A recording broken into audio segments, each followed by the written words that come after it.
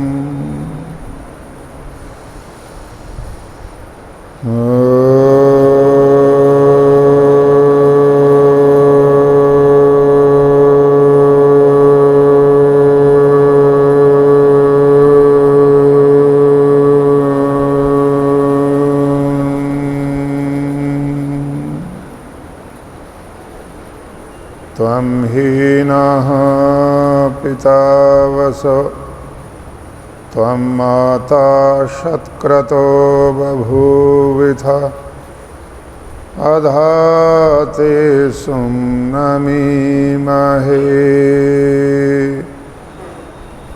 ॐ स्तुता मया वरदा वेदमाता प्रचोदयन्तां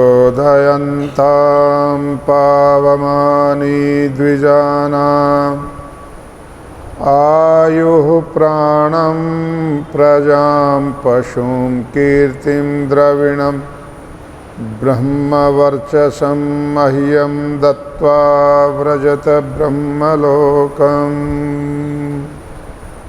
ॐ शान्तिः शांति शांति। आदर एवं सम्मान के योग्य इस पवित्र आर्य समाज के धर्माचार्य पद पर आसीन आदरणीय आचार्य ब्रह्मदत्त जी, भूतपूर्व कर्मठ और युवाओं को आगे बढ़ाने वालों में हमारे बहुत ही अनन्य सुहृद श्री अशोक छाबड़ा जी, हमारे युवा प्रधान श्री राजीव जी और हमारी पवित्र माताएं, बहनें, धर्म प्रेमी सज्जनों, राजपुरा देश और विदेश में अपना एक विशेष स्थान रखता है। वो मैं इसलिए कह रहा हूँ, सभी संस्थाएं जैसे धागे में हम फूलों को डाल करके एक माला बना लेते हैं, ऐसे माला की तरह है, सब आपस में मिलजुल करके काम करती हैं और आर्य समाज का विशेष प्रभुत्व है। इसको आगे करना है। अच्छा, हाँ, आवाज़ कम आ रही है, ठीक है, अब आ रही है, ठीक। तो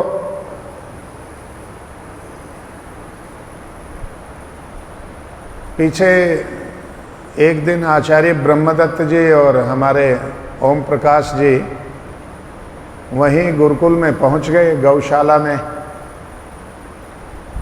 तो कभी कभी ऐसे ईश्वर विश्वास की परीक्षा होती है। तो उस दिन ये गए, हमारे वहाँ गुरुकुल और गौशाला का कोष शून्य था और मजदूरों ने खेत में काम करके अगले दिन सुबह 10,000 रुपये मजदूरी लेने के लिए आना था। तो मैंने कहा भाई कल मत आना, कल मैं कुरुक्षेत्र बैंक में जाऊंगा थोड़े से पैसे वहाँ से निकलवा करके लाऊंगा। मैं मजदूरों के साथ खेत में काम करने गया हुआ, तो इन्होंने फ़ोन किए, फ़ोन बाहर रखा था, मेंढ पे बट पे रखा था। तो मैं शाम को जब आया तो देखूं ब्रह्मदत्त जी और ओम प्रकाश जी यहाँ बैठे हैं, मेरे इंतज़ार कर रहे।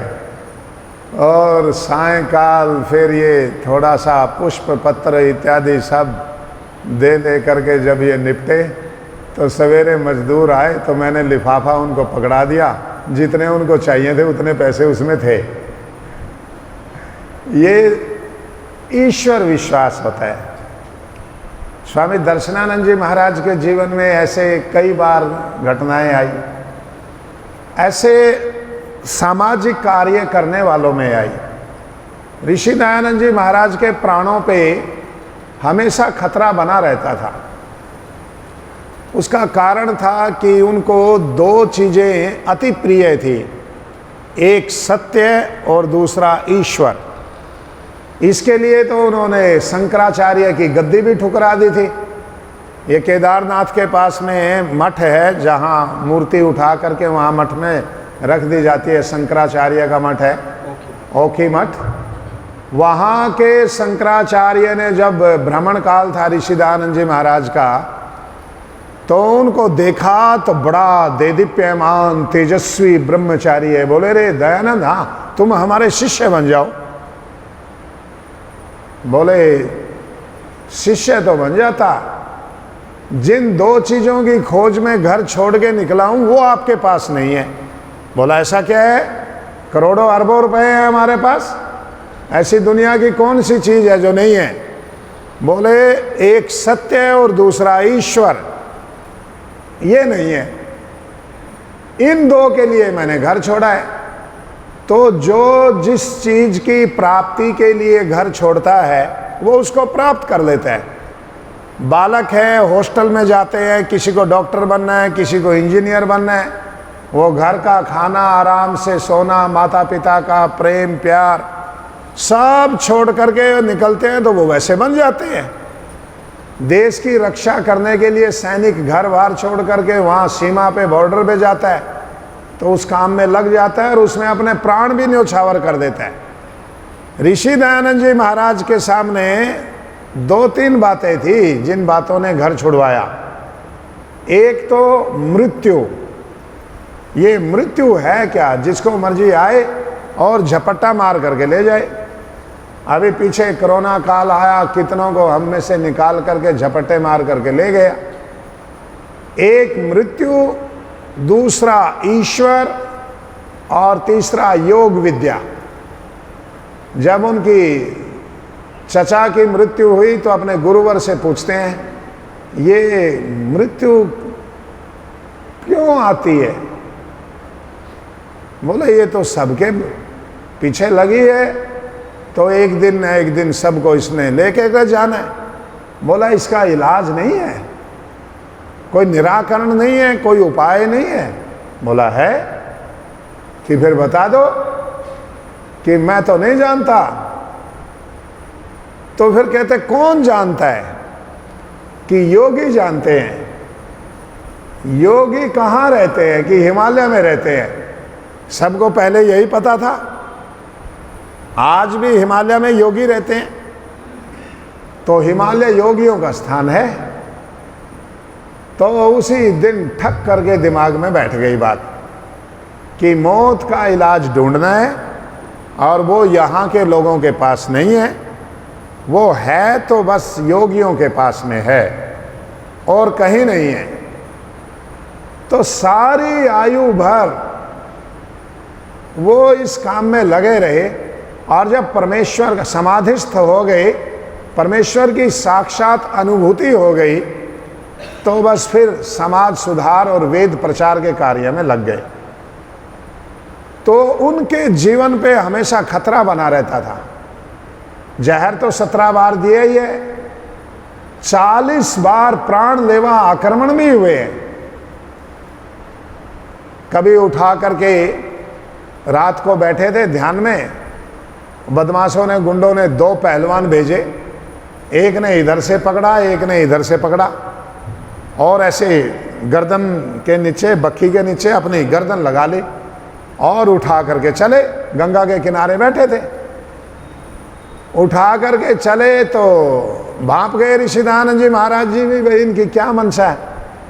तो गंगा के किनारे पहुंच कर गए और ऐसे पकड़ कर गए, 1 2 और तीसरे पे जब फेंकने आए तो ऋषि दयानंद जी महाराज ने अपनी दोनों बगलें दबा ली, तो छलांग मार करके उनको भी लेकर के कूद गए साथ ही, और प्राणायाम भर के नीचे बैठ गए।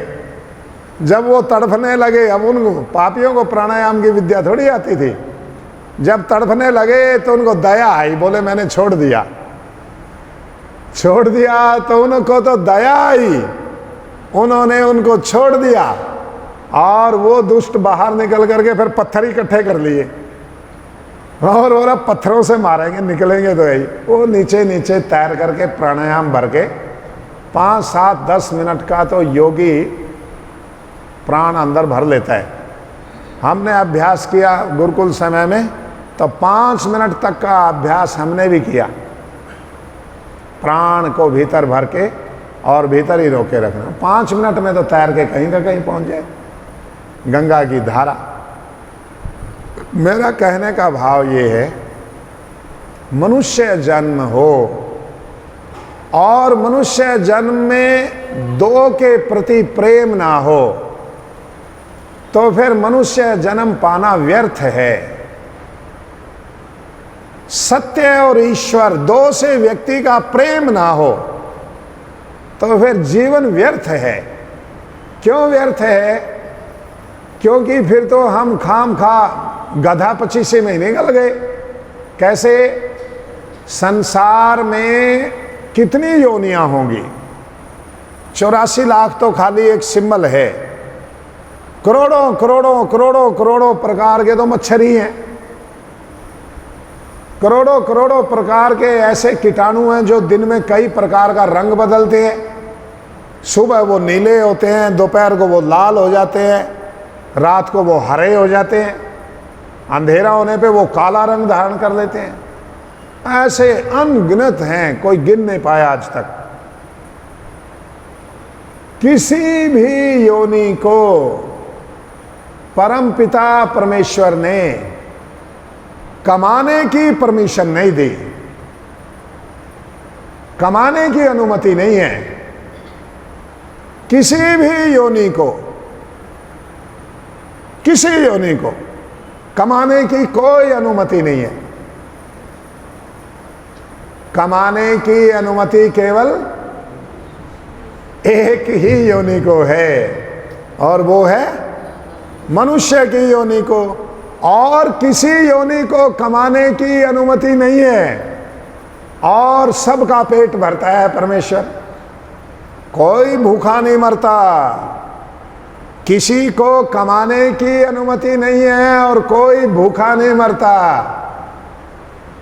मनुष्य को कमाने की अनुमति है पर इसका पेट ही नहीं भरता।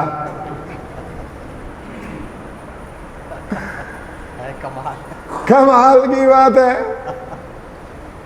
इसको कमाने की अनुमति है, इसका पेट नहीं भरता। पाप करता है, झूठ बोलता है, ठगी करता है, हेरा फेरी करता है, कोई मिलावट करता है, रिश्वतखोरी करता है, तो पूछते हैं ना क्यों करता है? बोलता पापी पेट का सवाल है।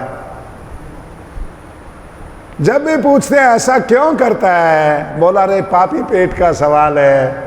ऐसा कितना बड़ा पेट हो गया। किसी योनि को कमाने की अनुमति नहीं है, उनका कोई वो भूखा नहीं मरता। इसे कमाने की अनुमति है तो इसका पेट नहीं भरता। क्या हो गया ऐसा? इसका कारण है। किसका पेट नहीं भरता? मनुष्य की योनि में। इसलिए मनुष्य का शरीर में जो आत्मा आती है ना, भगवान ने उसका नामकरण किया है। और किसी योनि में आने वाली आत्मा का कोई नाम नहीं है। गधे की योनि में जो आत्मा है उसका कोई नाम नहीं है। चींटी, गधा, कुत्ता, सुअर, हाथी, बिल्ली, चिड़िया, कबूतर, गाय, घोड़ा, किसी भी शरीर में रहने वाली आत्मा के लिए वेदों में परमपिता परमेश्वर ने कोई नाम ही नहीं दिया। केवल मनुष्य के शरीर में जब आत्मा आती है तो ये तो पुत्र है ना, पिता से लड़ता है, पुत्र पिता से पूछता है। जैसे घर में पूछते हैं, वो कोई बाप के पास में पैसा ज़्यादा हो जाए तो बेटा बोलता है मेरे को क्या मिला है, इस पे तो आप ही कुंडली मार के बैठे हो। तो ऐसे परमेश्वर ने वेद में कहा कि मेरा नाम, मुख्य नाम, निज नाम जो है वो ओंकार है, ओम है। तो इसका जाप करना, इसकी उपासना करना। उपनिषदों में भी कहा ओंकारम उद्गीतम उपास्व, उद्गीत की उपासना करो, ओंकार की उपासना करो। बाबा नानक ने किसकी उपासना की?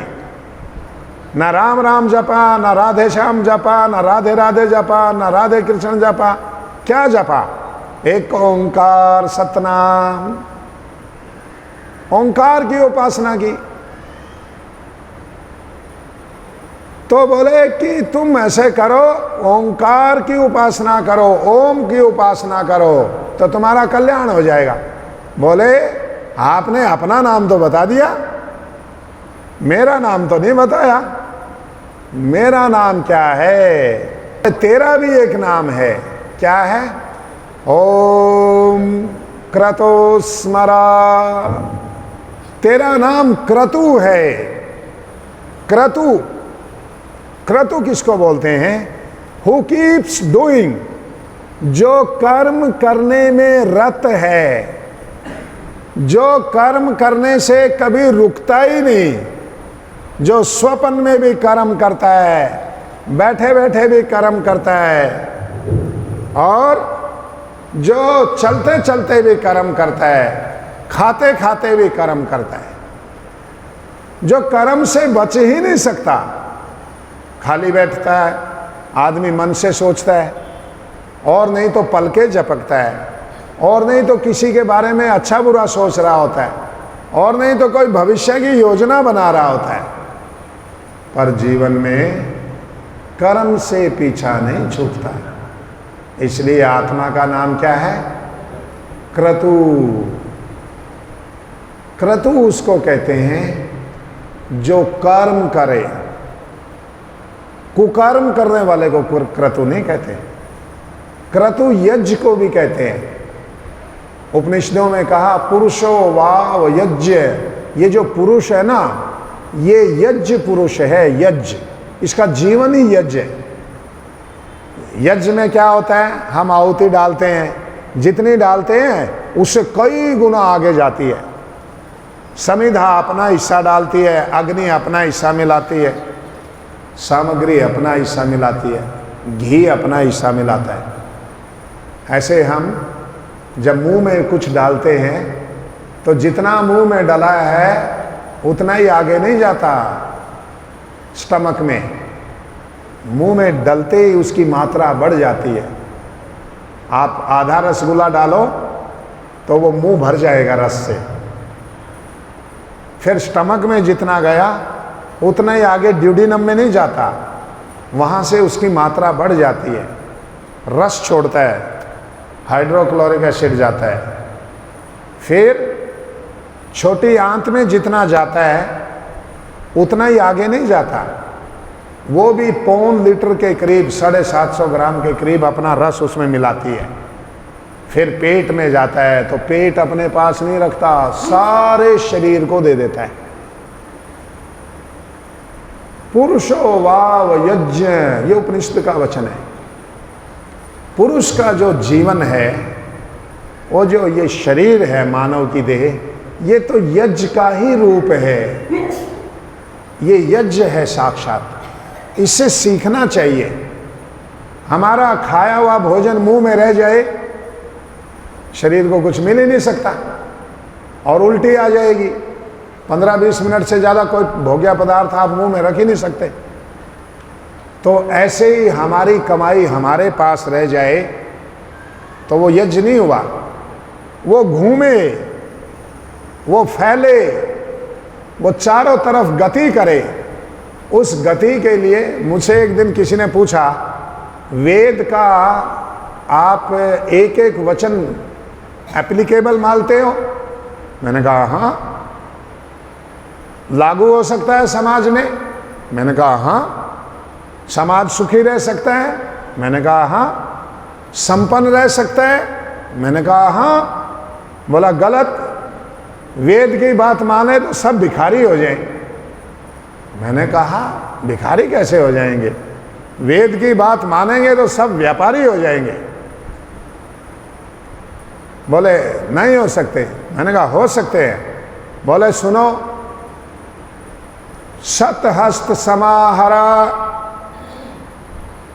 सहस्र हस्त संकीरा, 100 हाथों से कमाओ, 1000 हाथों से दान दो।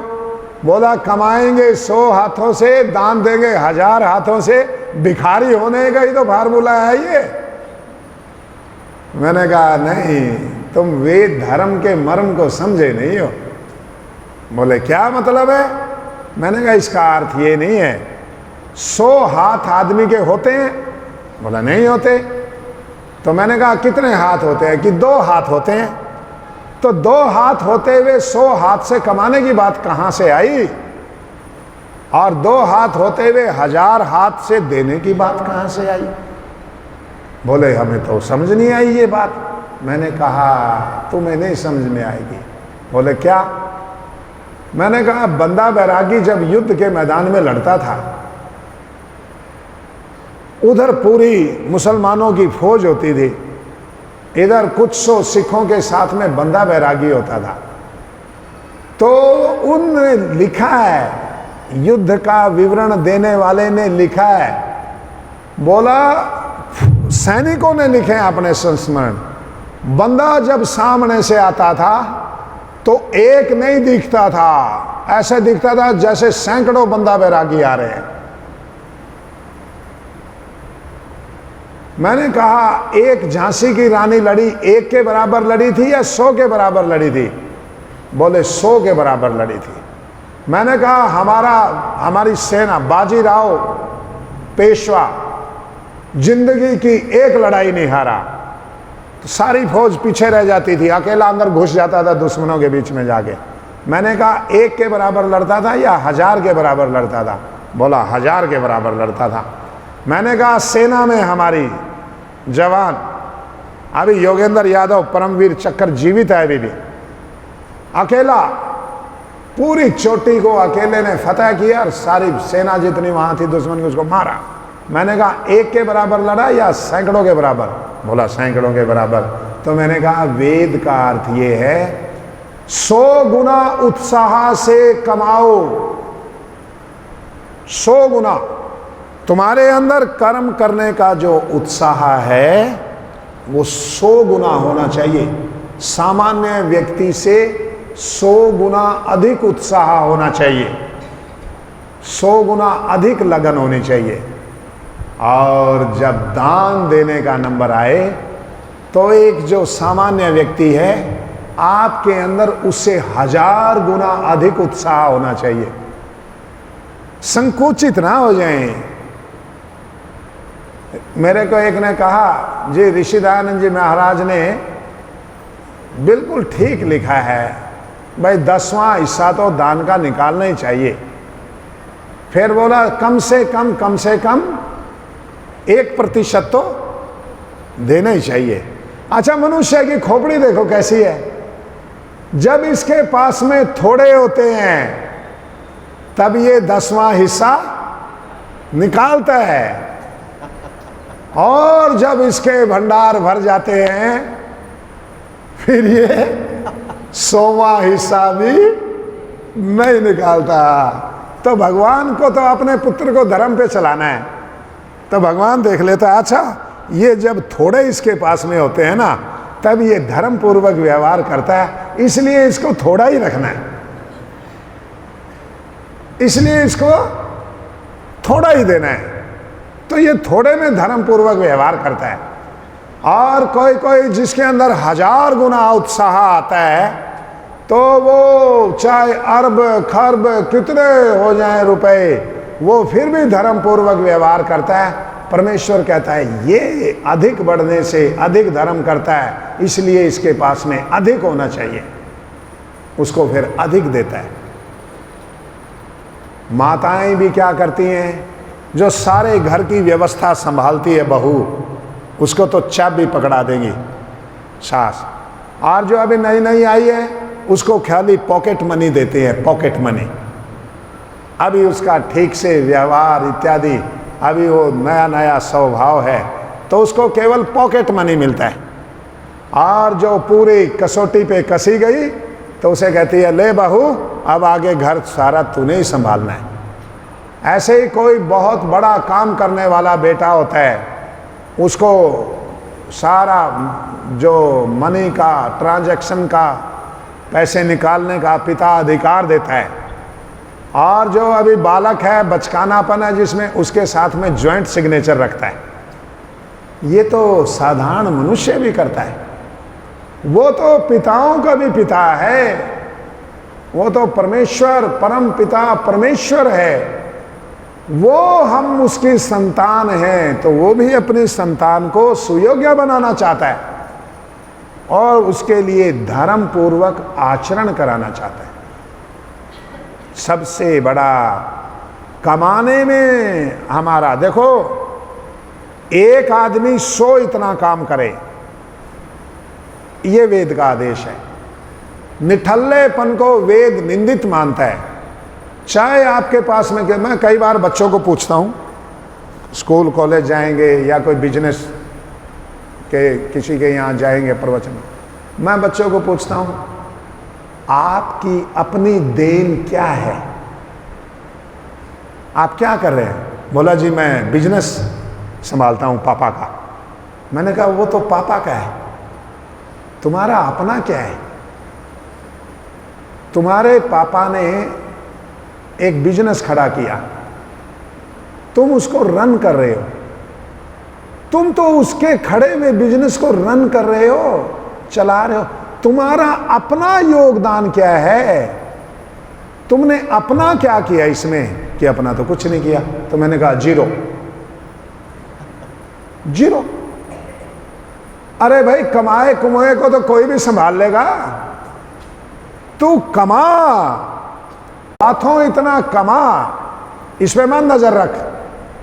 ये मैं इसलिए विदेश में मैं एक बात को बहुत पसंद करता हूं, वहां कोई भी माता पिता सारा पैसा, सारा बिजनेस, सारा धंधा अपनी संतान को नहीं संभलवाता। थोड़ा सा देते हैं, थोड़ा सा दे करके कहते हैं चलो कमाओ, कमाओ और हमारी बराबर में आओ चल करके। ये मैं आपको संतान को, मतलब संतान कौन योग्य बनेगी? कई बालक मेरे को ऐसे मिले, मैंने पापा के बिजनेस से 1 पैसा नहीं लेना, लोन लेना है, बोलते पापा मेरे को लोन दो। एक बालक है ऐसा दिल्ली में, पापा से लोन लिया और पापा से बड़ा बिजनेस खड़ा कर दिया, कमाया, मेहनत की, पुरुषार्थ किया, पापा से बड़ा बिजनेस खड़ा कर दिया। अच्छा अब ये बात बताओ, जो उसने बिजनेस खड़ा किया वो किसका है? उसका। और जो पापा वाला है वो किसका है? वो भी उसका। वो किसका है? वो भी उसका। और यदि खाली पापा वाले बिजनेस को रन करता तो आधा रह गया था। तो वेद कभी आधे की बात नहीं करता। वेद कहता है तुम्हारे पास में जो भी हो, मुझे मतलब ये जो हमारा पंजाबी कल्चर है, इसकी सबसे बड़ी बात, सारी दुनिया में आलू, चाय और पंजाबी, दुनिया का कोई कोना ऐसा नहीं है जहां नहीं मिलेंगे। आलू, चाय और पंजाबी, कहीं चले जाओ, कहीं भी। मैं पीछे एक बार चाइना गया, एक पूरी पंजाबी मार्केट है, मैंने कहा ले भाई यहां भी आ गए। इसका कारण क्या है? इसका कारण है सतहस्त समाहारा। बूढ़ा भी हो जाएगा व्यक्ति, काम करने से पीछे नहीं हटता। नहीं तो लोकल लोग होते हैं 50-60 के हुए, लड़के लड़की का विवाह हुआ, थोड़ा पैसा घर में ठीक है, ले भाई गंगा जी नहा लिए बस छुट्टी। नहीं, वेद का आदेश है कुर्वन् एव इह कर्माणि जिजीविषेचतम समा। कर्म तुम क्रतु हो, क्रतु। और कोई भी बालक ये ना समझे कि मेरे पापा के पास में ये है तो मुझे क्या करने की जरूरत है, गलत है। वो तो उसके पुरुषार्थ का है, उसके कर्मों का है, उसके कर्मों का फल है, वो तुम्हारे कर्मों का फल नहीं है। तुम किसी के कर्म का फल भोगोगे तो वो समाप्त हो जाएगा, किसी दूसरे के कर्म का फल आप भोगोगे तो उसका पुण्य आपको नहीं और वो समाप्त हो जाता है। इसलिए मनुष्य कभी भी ये ना समझे कि मेरे पास में इतना हो गया है, नहीं, हर समय कमाए। जब परिवार की ड्यूटी खत्म हो जाए फिर समाज के लिए कमाए। कितने लोगों को मैं जानता हूं, अहमदाबाद में मेरे से एक व्यक्ति मिला, बोला स्वामी जी मैं लगभग 1 करोड़ रुपया कमाता हूं साल का, और 1 करोड़ रुपया मेरा बेटा कमाता है, कपड़े की मार्केट उनकी अपनी। तो मैं सोचता हूं अब मैं वानप्रस्थ ले लूं, तो फिर मैंने कहा क्या करोगे, खर्चा तो आपको चाहिए, पैसे तो चाहिए। हाँ, तो फिर आप किससे मांगेंगे? बोला बेटे से मांगेंगे। मैंने कहा बेटे से मांगेंगे तो बहू ताना मारेगी फिर कि बुढ़ा अपने वाला माल तो निकाल नहीं रहा है, हैं? अपने को तो बैंक में लिए बैठा है, हमारे को खर्चने में लगा है। तो बोला क्या करूं? मैंने कहा कोई घर परिवार की जिम्मेदारी है कि नहीं है? मैंने कहा अब समाज के लिए कमाओ, अब समाज के लिए काम करो। आप देखना एक समय पे आपका घर खुशियों से भर जाएगा, ये नियम है। आपके कारण बाहर समाज में खुशियां फैलती हैं तो वो समाज वाली खुशियां आपके घर की खुशियों को 1000 गुना कर देगी। और आपसे जीवन में किसी को कोई खुशी नहीं मिली तो आपके जीवन में भी कोई खुशी नहीं रहेगी, क्योंकि मनुष्य को एक आशीर्वाद दिया है भगवान ने।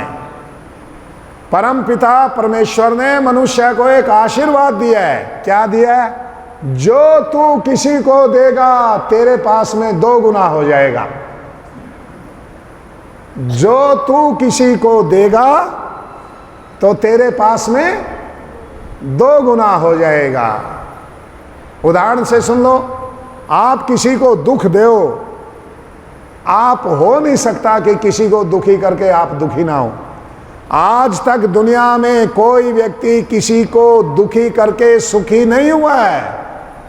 पापी, राक्षस, दुरात्मा, जो डेविल जिसको कहते हैं, वो भी जब किसी को दुख देते हैं ना, ये दिखाते हैं कि हम वाह हा हा हा बड़े मजे में हैं, पर अंदर से बहुत, क्योंकि आत्मा का स्वभाव नहीं है। मनुष्य का जो आत्मा है ना, उसका स्वभाव ही नहीं है कि किसी को दुख दे करके सुख प्राप्त कर सके।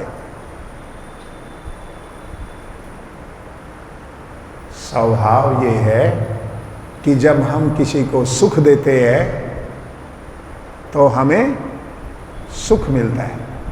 ये परमेश्वर की न्याय व्यवस्था है। ऋषि दयानंद जी महाराज ने लिखा है, जो जो प्राणी मात्र के सुख के लिए कार्य करता है, परमेश्वर की न्याय व्यवस्था से उसका सुख कई गुना बढ़ जाता है। उदाहरण देता हूं, आपके पास में 4 रोटियां हैं, आपको भूख लगी है 4 रोटी खाने की, तो 3 आदमी और बैठे हैं भूखे बेचारे, आप मुंह फेर गए और 4 रोटी खा गए। एक और आदमी है, उसके पास भी 4 रोटियां है, उसके पास भी 3 भूखे हैं, उसने एक एक रोटी तीनों को दे दी और एक आप खा ली। अच्छा ये बताओ, रोटी का सुख ज्यादा किसको मिला है? और संतुष्टि किसको मिली? जो चारों खा गया। भाई मेरी है, अपनी कमाई है, असी क्यों मंडिए? थोड़े घरों असी को चुक के लिया है, अपने घरों लिया है, अपनी कमाई है, अपनी कमाई खाने का अधिकार है, असी अपनी कमाई खा रहे हैं। ओ अपनी कमाई सारी नहीं खाई जाती, अपने पैड़ी च जिहड़ी नदी है ना, वो अपनी पैड़ी के विचों विच नदी जा रही है तो नदी का सारा पानी अपने खेत वास्ते नहीं है। जे नदी की बट नू तोड़ दिए, नदी की डांग नू तोड़ दिए तो सारा पानी अपने खेत विच लगा लिए तो अपना जेड़ा खेत है वो ज़्यादा पानी होने नाल मारा जाएगा। आगे वाले का जेड़ा खेत है वो पानी ना पहुँचने नाल मारा जाएगा। उदा इलाज है जेड़ा सुखे नाल मरिया है वो जे बदल पै गया तो उन्हें हरा हो जाना है, पर जेड़ा मरिया ही पानी नाल है उन्हें कदे हरा नहीं होना, कभी हरा नहीं होना। उसने पानी के मारे हुए ने कभी हरा नहीं होना, सूखे के मारे ने पानी से हरा हो जाना है। तो मैं कई बार कहता हूं गरीबी के मारे हुए का सुख वापिस आ सकता है। जिस सुख को धन ने मारा हो ना वो सुख फिर वापिस कभी आता नहीं है। सुसाइड कौन करता है? गरीब आदमी सुसाइड नहीं करता। गरीब आदमी भी वो सुसाइड करेगा जो अमीरी के चक्कर में पड़ गया था, लोन ले लिया, कर्जा ले लिया, इधर का उधर का कोई ना कोई गलत काम उठा लिया, वो मरेगा। नहीं तो सारे भिखारी फांसी लेके मर जाते। यदि गरीब आदमी फांसी खाते, जहर खाते तो भिखारी एक भी जीवित नहीं रहना चाहिए था। सारे रिक्शा वाले मर जाते, सारे मजदूर मर जाते, फिर तो इस दुनिया में केवल धनी जीवित रहते। और देखा यह जाता है गरीब कोई नहीं मरता। कौन मरता है सुसाइड करके? आत्महत्या कौन करता है? जिसके पास में सारे सुख के साधन हैं और उन साधनों ने उसके सुख को मार दिया।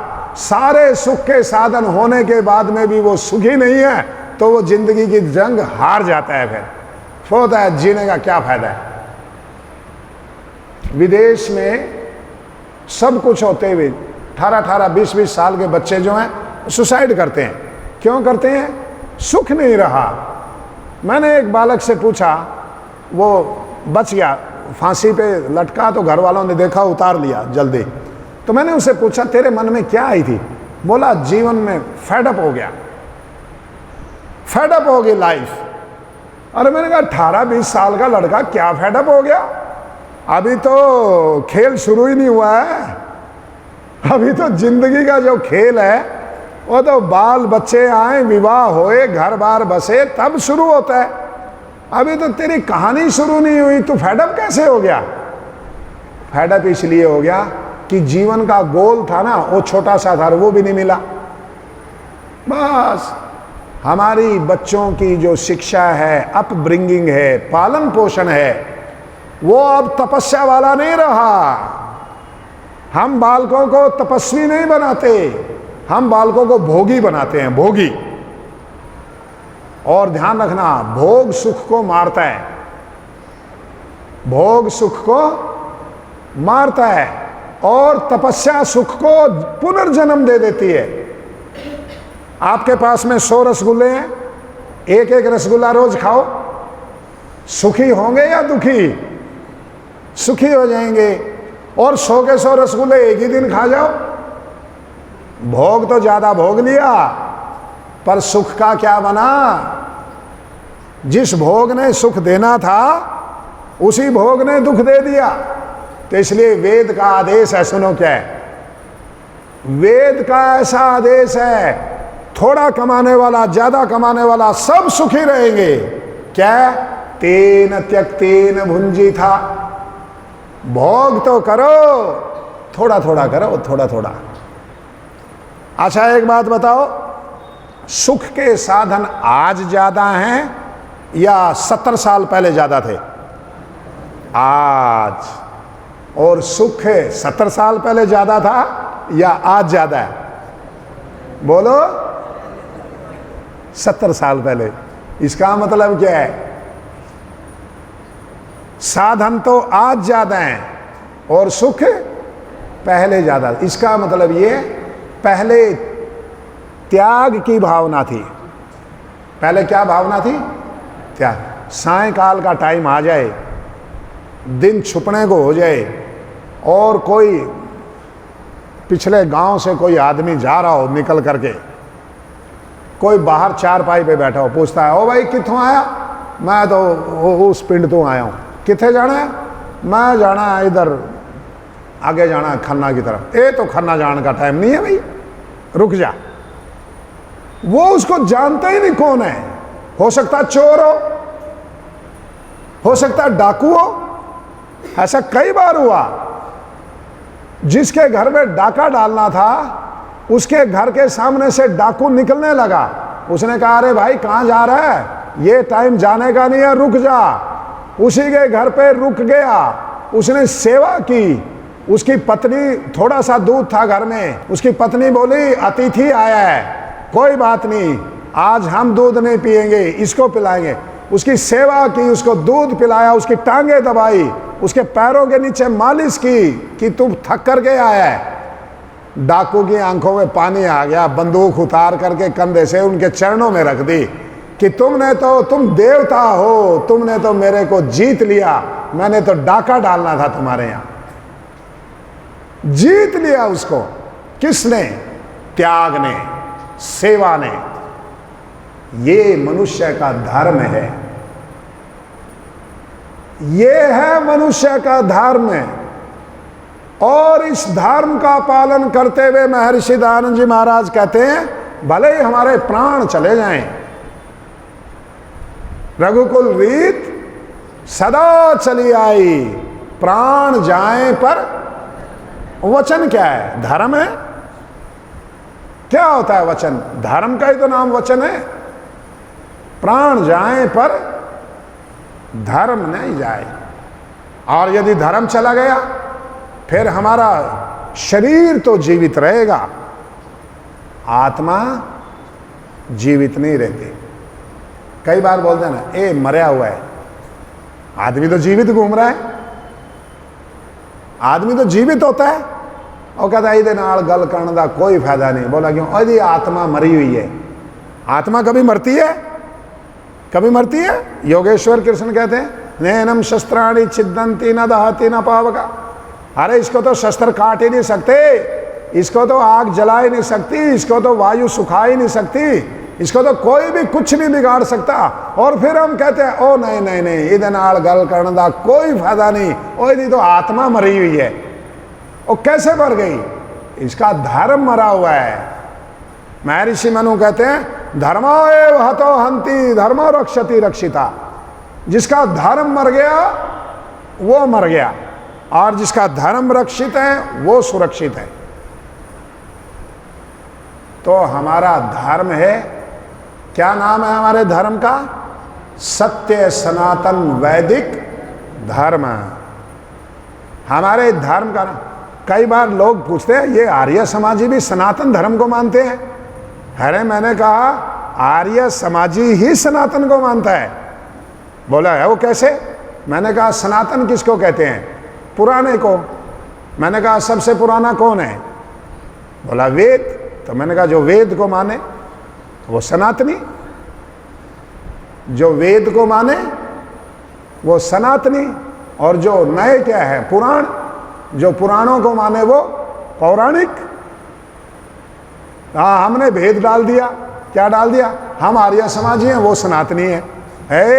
नालायक, हम सनातनी हैं, वो पौराणिक है। भेद तो ये होना चाहिए था। भेद डाला क्या?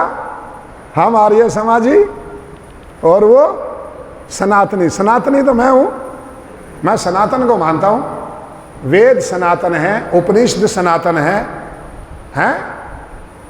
दर्शन सनातन है, ब्राह्मण ग्रंथ सनातन है, पुराण तो कल के हैं। कल के होने का मतलब क्या है? एक पुराण में संडे और मंडे भी लिखा हुआ है। अब महर्षि व्यास को तो संडे मंडे आते नहीं थे। 2000 साल पहले तो ईसाइयत ही नहीं थी, तो संडे मंडे कहाँ से आएंगे? एक पुराण में संडे मंडे लिखा है, और एक अल्लाह उपनिषद में हेच फिक्रे मत कर्तव्यम कर्तव्यम जिक्रे खुदा, ये लिखा है। फारसी के उर्दू के शब्द अल्लाह उपनिषद है। हेच फिक्रे मत कर्तव्यम कर्तव्यम जिक्रे खुदा अल्लाह ताला प्रसादेन सर्व कार्यम फतेह भवेत। जिसके मन में जो आई घुसेड़ दिया हमारे ग्रंथों में, पर वेद के अंदर कोई मिलावट नहीं कर पाया। क्यों? वेद परम पिता परमेश्वर की वाणी है। सूर्य में कोई मिलावट कर सकता है? क्योंकि सूर्य परमेश्वर ने बनाया। ये जो हमारी हवा है, इसमें कोई परिवर्तन कर सकता है? ये परमेश्वर ने बनाई। धरती में कोई परिवर्तन कर देगा? ये परमेश्वर ने बनाई। जो जो परमेश्वर ने बनाया वो इम्पेरिशेबल है, उसमें कोई परिवर्तन नहीं कर सकता, अनचेंजेबल है। और जो जो मनुष्य ने बनाया, कभी बदल लो। ये आदमी ने बनाया, नया प्रधान आए, नहीं उधर बनाएंगे, बना लो, पैसे खर्च करो, बनाओ। राजपुरा यहाँ बसा है, कोई इकट्ठे हो जाए, सारे राजपुरे वाले विदेश से, बाहर से आए हुए लोग आ जाए, नहीं भाई राजपुरा टाउन यहाँ नहीं, वहाँ बसाएंगे। बसा सकते हैं? 10,000 20,000 करोड़ रुपया खर्च करो, बसा लोगे। धरती थोड़ी कह दोगे कि ना ना ना ना इस धरती पे नहीं रहते और उधर कोई नई धरती बनाएंगे। बना के दिखाओ। एक घास का तिनका, a single grass blade, a single grass leaf can not be created again. घास का एक पत्ता नहीं बनाया जा सकता। क्यों? क्योंकि बनाने वाले तुम नहीं हो, तुम तो क्रतु हो। क्रतु, कर्म करो, धर्म के लिए कर्म करो, अर्थ के लिए कर्म करो, जीवन के लिए कर्म करो, समाज के लिए कर्म करो, संतान को ऊंचा उठाने के लिए कर्म करो, अपनी संतान को दिव्य बनाओ। दिव्य संतान को बनाने के लिए कर्म करो। और वेद का, सनातन धर्म का, परम पिता परमेश्वर की वेद वाणी का प्रचार करने के लिए कर्म करो। कर्म करेंगे तो हम क्रतु हैं, और कर्म नहीं करेंगे तो फालतू हैं। फिर हमारी कोई जरूरत नहीं। उसका एक उदाहरण दूं, सारे मनुष्य धरती से चले जाएं, सारे मनुष्य। पहले दूसरा वाक्य बोलो, सारे पशु पक्षी कीट पतंग मर जाए, मनुष्य जीवित रह सकता है? नहीं रह सकता। एक भी मनुष्य जीवित नहीं रह पाएगा। धरती से पशु पक्षी कीट पतंग सब खत्म हो जाएं, मनुष्य एक भी जीवित नहीं रह पाएगा। और सारे मनुष्य खत्म हो जाएं तो एक भी जानवर बेमौत नहीं मरेगा। सारे मनुष्य खत्म हो जाएं तो एक भी जानवर बेमौत नहीं मरेगा। झटका मीट, लटका मीट, खटका मीट फिर कोई नहीं खाएगा, हैं? ना हलाल रहेगा ना हराम रहेगा, कुछ नहीं रहेगा। तो फिर फालतू है कि नहीं? देख लो, आपके कारण जानवर जीवित नहीं है, जानवरों के कारण हम जीवित हैं। और हम जीवित रह के उन्हीं जानवरों को मार के खाते हैं। अरे अपने जीवन देने वाले को मार रहे हैं। जानवर हमसे जीवित नहीं है कोई भी। कुत्ते को आप घुमा के ले जाते हो, आजा मोंटी आजा, और मोंटी को इसलिए घुमा रहे हो कि अपने बेटे ने तो आपकी बात माननी नहीं है, तो सारा नखरा फिर मोंटी पे उतारना है। तेरे को कहा था बैठ, बैठ नहीं रहा, चल दौड़ के दिखा, बाबूजी आगे नमस्ते कर। अरे ये तो नमस्ते कर लेगा, उससे करा नमस्ते जिसको सोते हुए छोड़ के आया घर में, उससे करा ना नमस्ते, उसको तो छोड़ा। कैसा विचित्र जमाना आ गया, लोग अपनी संतान को सोया हुआ छोड़ के जाते हैं, कुत्तों को घुमाने जाते हैं। अरे कुत्ते को तो खुदा छोड़ दो, ये अपने आप घूम लेगा। संतान को सवेरे घुमाने के लिए लेके जाओ, हैं? तो क्रतु बनना है। क्रतु, क्रतु का मतलब जो सबके लिए काम करे, पशु के लिए, पक्षी के लिए, मनुष्य के लिए, समाज के लिए, धर्म के लिए, वेद के लिए, गरीब के लिए, जिसका कोई नहीं उसके लिए काम करे, तो वो है क्रतु। और क्रतु ही परमेश्वर का पुत्र है। जो क्रतु बन गया वो परमेश्वर का पुत्र बन गया। चलो, राजपुरा में तो बहुत लोग वेद के जीवन को जीते हैं। मुझे बहुत प्रेम है राजपुरा से। ऐसे जब भी कभी ऐसा अवसर मिलता है मैं बोल देता हूँ, मैंने कहा मैं आ रहा हूँ, ऐसे ही अपने आप ही बोल देता हूँ। पंडित जी को कह देता हूँ। मैंने कहा सूचना दे दो। तो अभी भी मैं अपने आप ही बोल कर गया, मैं जा रहा था कहीं, तो बराबर से निकल रहा था, तो मैंने कहा पंडित जी हाँ बहुत दिन हो गए, कोरोना के बाद में हमने एक दूसरे को देखा ही नहीं है। तो मैंने कहा मैं आ रहा हूँ, दे दो सूचना सबको। तो मुझे बहुत प्रेम है आप लोगों से। क्यों प्रेम है? आपका हमारा कोई लेना देना तो है नहीं। धर्म का जीवन जीने वाले, पुण्य का जीवन जीने वाले, उन्हीं से हमारा प्रेम होता है। समाज का काम करने वाले, सामाजिक कार्यों के लिए अपना सर्वस्व न्यौछावर करने वाले, वो हमें प्रिय है। नहीं तो धन तो पता नहीं किन किन के पास में है, हमें पता ही नहीं कितने धनी हैं दुनिया में, आज तक हम मिले ही नहीं। बहुत सारे ऐसे लोग हैं, अंबानी से तो हम आज तक मिले ही नहीं, और हो सकता है इस जन्म में कभी मिलना भी ना हो, हैं? तो क्या करें उस धन का? वो कहीं समाज में सुगंधी बिखेरता हुआ तो नजर नहीं आ रहा है। आपके 100 रुपये मुझे ज़्यादा प्रिय है जो कहीं समाज में सुगंधी बिखेरते हैं। उसके 100 लाख करोड़ रुपए का क्या करें जिसकी समाज में सुगंधी ना हो?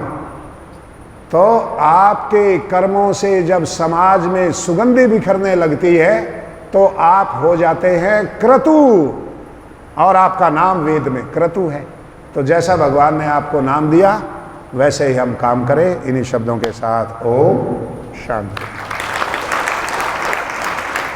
ओम प्यारे नु बधाई होवे, मेरे प्रभु नु बधाई होवे, ऋषिया मुनिया नु बधाई होवे, सात संकरामण दी ए बधाई तो सवाई होवे, सात संकरामण दिए बधाई तो सवाई हो। कोई गुड़ दी रोड़िए, कोई गुड़ दी रोड़िए, धन मेरे दयानंद जी जिना संगत जोड़िए, धन मेरे दयानंद जी जिना संगत जोड़िए।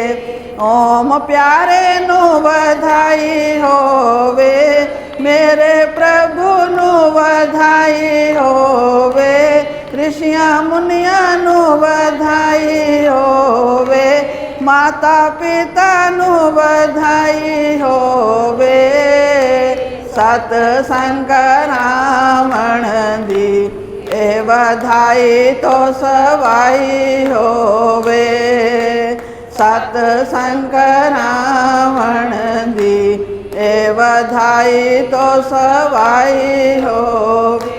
चूना लग गया मकाना नू, चूना लग गया मकाना नू, धन मेरे दयानंद जी जिना तारिया जहाना नू, धन मेरे दयानंद जी जिना तारिया जहाना नू।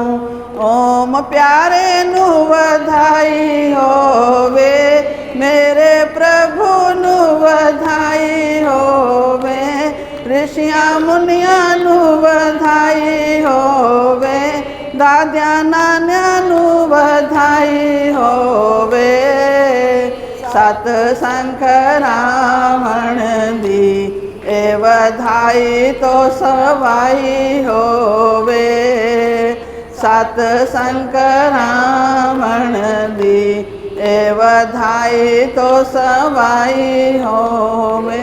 पानी आ गया पतना ते, पानी आ गया पतना ते, धन मेरे दयानंद जी जेड़े आ गए वतना ते, धन मेरे दयानंद जी जेड़े आ गए वतना ते।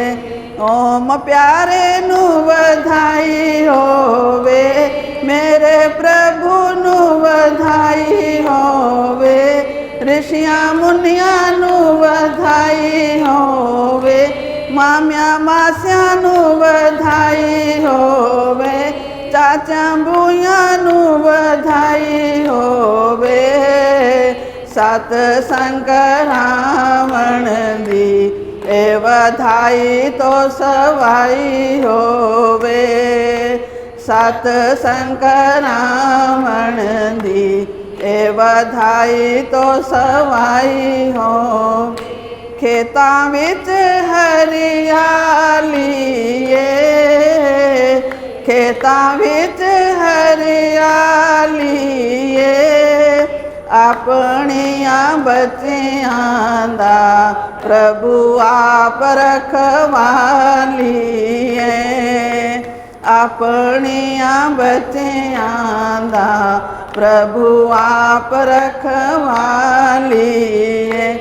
ओम प्यारे नु बधाई होवे, मेरे प्रभु नु बधाई होवे, ऋषियां मुनियां नु बधाई होवे, रिश्तेदारा नु बधाई होवे, सुषमा भेंजी नु बधाई होवे, संगत सारी नु बधाई होवे, सत संकरावण दी ए बधाई तो सवाई होवे, सत संकरावण दी ए बधाई तो सवाई होवे।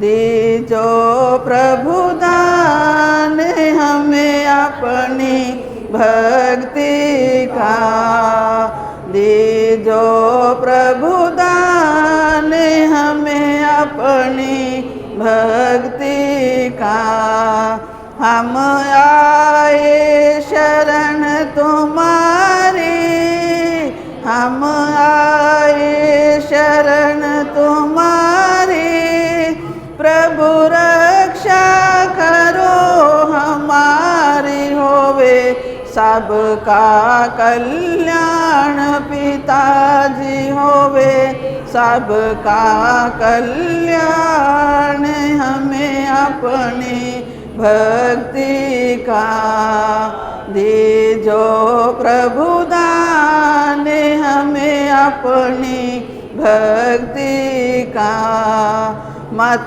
करो नाथ अब देरी, मत करो नाथ अब देरी, होवे नष्ट अविद्या मेरी मिटे सारा अज्ञान, पिताजी मिटे सारा अज्ञान, हमें अपनी भक्ति का, दीजो प्रभु दान हमें अपनी भक्ति का, भारत की दशा सुधारो, भारत की दशा सुधारो, सबके दुखों को टालो होवे, आनंद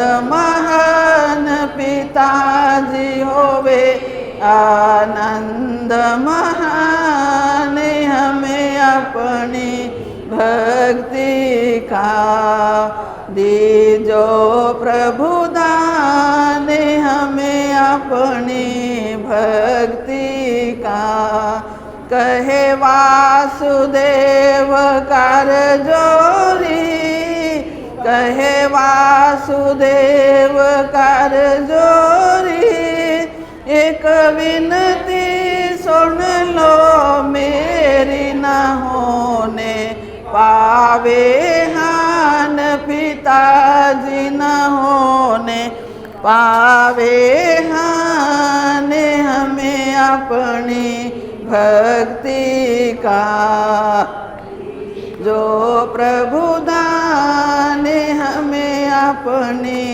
भक्ति का, देखो उपकार दयानंद स्वामी का, देखो उपकार महर्षि स्वामी का। जो भी